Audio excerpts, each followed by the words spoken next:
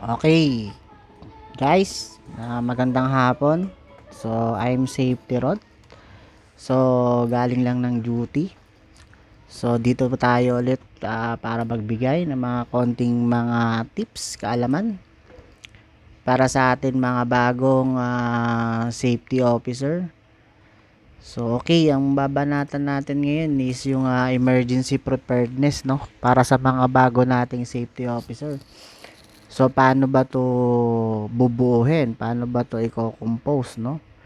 So, kasama naman to sa napag-aralan natin nung tayo nag-aral ng Boscos. Pero sana makapagbigay tayo ng mga tips na paano siya binubuo, actual, no? So, tingnan natin kung meron tayong ma-share. So, hatiin natin yung ating emergency preparedness. Hatiin natin sa dalawang bahagi, no? Una, yung pagbuo ng team, no? Paano binubuo yung team? So, pangalawa, yung paano yung emergency procedure, paano yung escape plan, no? Paano yung emergency response, no? O paano na magre-response yung team. So, unahin muna natin yung team, no? Yung team muna. So, paano ba yan binubuo? So, pag ikaw una hire, no? Ikaw bagong safety officer, usually, meron yung iba pag na-hire ka, may ERT na, no? Maswerte pag ikaw na-hire, meron ng ERT.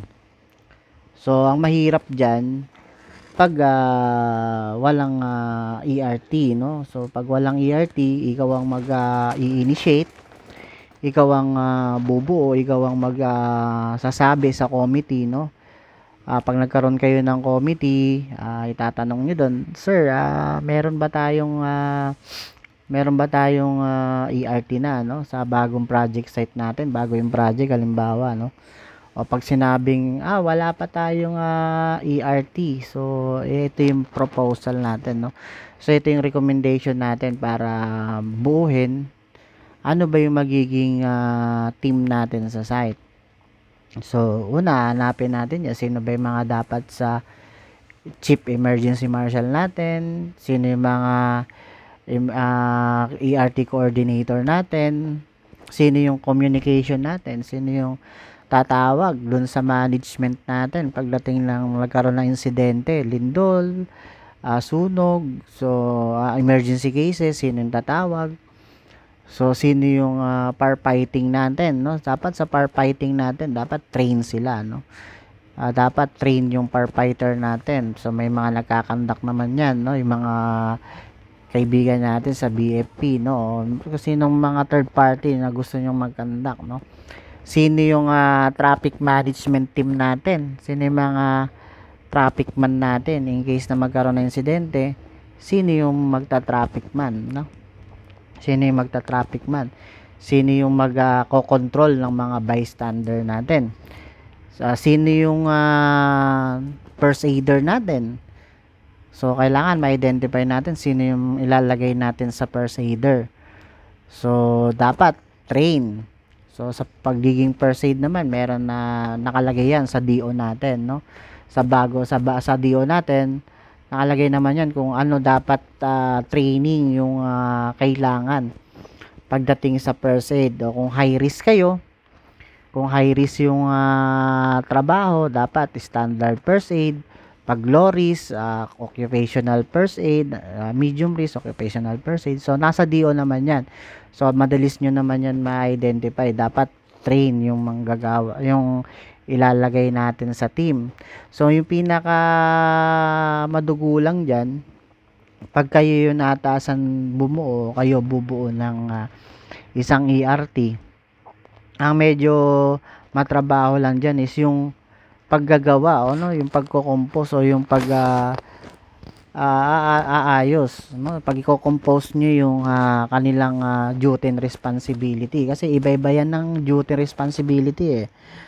Pag nag-ano yan, nagkaroon ng insidente, iba-iba yung kanilang mga function.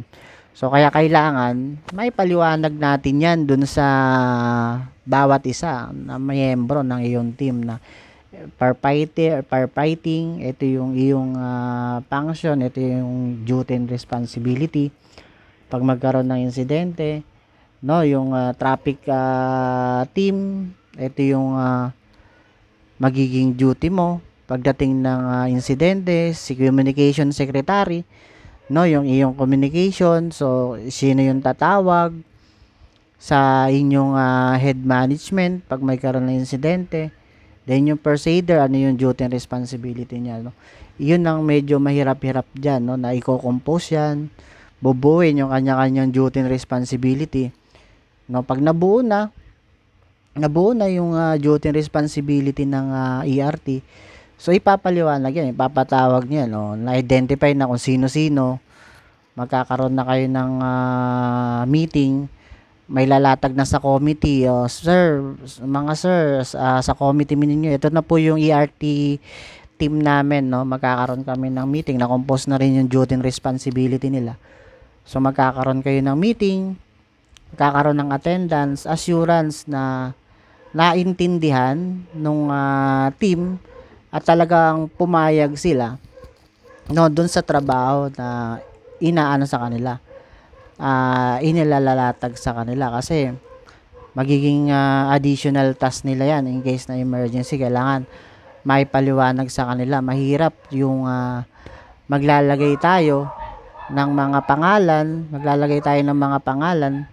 sa ERT team natin na hindi naman nila naiintindihan, o basta lang nilagay natin o pininpoint natin, no, ikaw ang team, ikaw ang firefighter, no, kailangan mapaliwanag sa kanila ng maayos, no, at magkaroon tayo ng dokumento, pinirmahan nila yung attendance at naintindihan na talagang pag nagkaroon ng insidente, sila ay magre-respond.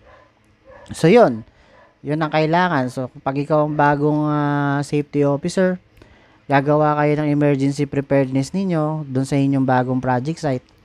So kailangan, kung wala, i-propose natin yan. Isa yan sa magiging trabaho natin na safety officer. Then kailangan ma-identify natin sino yung mga ilalagay. So ano yan, ang mga magbibigay naman yan, si operation, sino yung gusto niya sa firefighting team, no? Sino yung propose nila na grupo na ilalagay sa communication, sa traffic team, no, hihingi natin yan sa operation kasi additional manpower yan nila. Tatanong natin sa operation natin, sir, sino po ba ang ilalagay natin dito? O sige, ganito ang ilagay natin. O sige, sila ilalagay natin. Sir, pag firefighting team, ipapatraining po natin yan. O sige, patraining natin. Sir, yung first aider, papatraining po natin. O sige, papatraining natin. So pag nabuo na, komposin, no, niulit ko ulit, komposin lang yung duty and responsibility, paliwanag sa kanila na talagang naintindihan in case of emergency paano sila magre-response. So dun muna tayo, no, mga kasama. So hinati natin sa dalawa. So una muna, buuin muna natin yung ERT, no, yung next topic natin, isusunod natin paano naman yung response. Paano naman yung actual response? Paano bubuuhin yung response na natin o yung dun sa area na paano natin bubuuhin. So, okay. Muli, I'm Safety Rod. So, abangan natin yung susunod na video.